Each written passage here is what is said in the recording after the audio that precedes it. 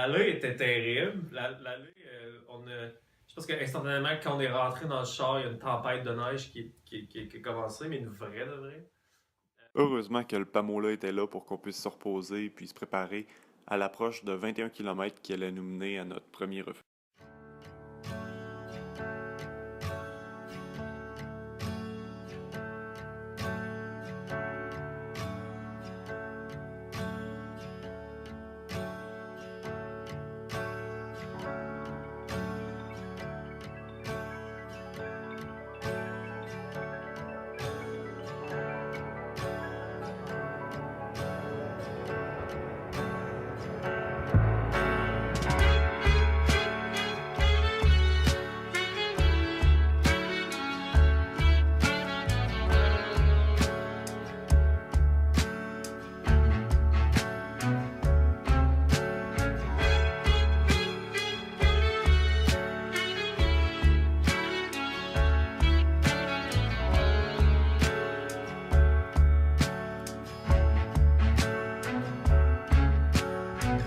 Do you find it's a little easier each time you make it disappear?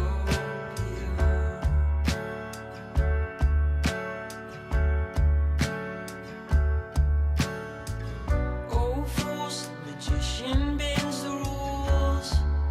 Is the crowd watching? Le lendemain, on avait une petite demi-journée de marche qui allait nous mener à Chimney Pond où on allait passer la nuit au pied du mont Katahdin, juste avant l'ascension le lendemain.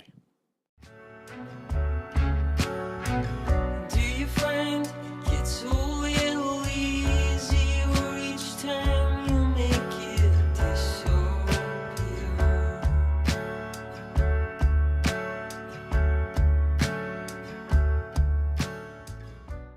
Le jour de l'ascension, on est parti aux premières lueurs du soleil parce que le plan c'était de se rendre au sommet pour midi, ce qui nous laissait 4 heures pour redescendre avant la tombée de la nuit. Oh, fools, magician bends the rules. Is the crowd watches his every? On a débuté notre montée dans la neige folle, en raquette, à essayer de trouver le chemin le plus direct vers le sommet, jusqu'à ce qu'on arrive dans un passage étroit qui devenait de plus en plus abrupt jusqu'à devenir pratiquement vertical. Où tout d'un coup, ça devenait plus juste du hiking, mais ça devenait vraiment de l'escalade pendant quelques mètres. Puis c'est sûr que quand on frappe des situations comme ça, il faut réussir à garder son sang-froid parce que c'est pas quelque chose qui était prévu nécessairement. Mais avec l'altitude, avec le temps, toutes les différentes contraintes qu'on a, on peut pas vraiment rebrousser chemin. Puis donc là, il y avait vraiment un engagement là-dedans qui était déstabilisant. Ça a été carrément déstabilisant pour moi. Je vais vous avouer que j'avais les genoux qui tremblaient. Ensuite, on s'est retrouvé sur un plateau très exposé où on a marché pendant un bon moment, où on a un peu perdu espoir parce que le temps passait, les engelures se faisaient de plus en plus imminentes, mais c'est alors qu'il restait à peine 20 minutes avant d'avoir à retourner qu'on a finalement aperçu le sommet. Ah, au sommet, écoute, c'est la joie, c'est l'euphorie, c'est le bonheur, c'est la satisfaction, l'effort accompli.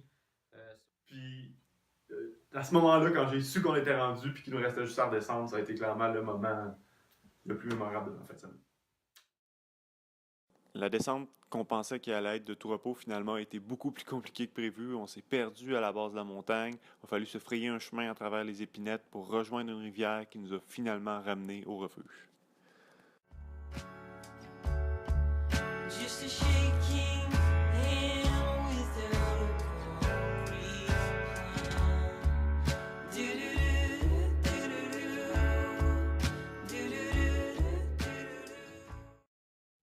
plan. Contre toute attente, je dirais que le bout le plus exigeant physiquement pour moi, ça a été le retour.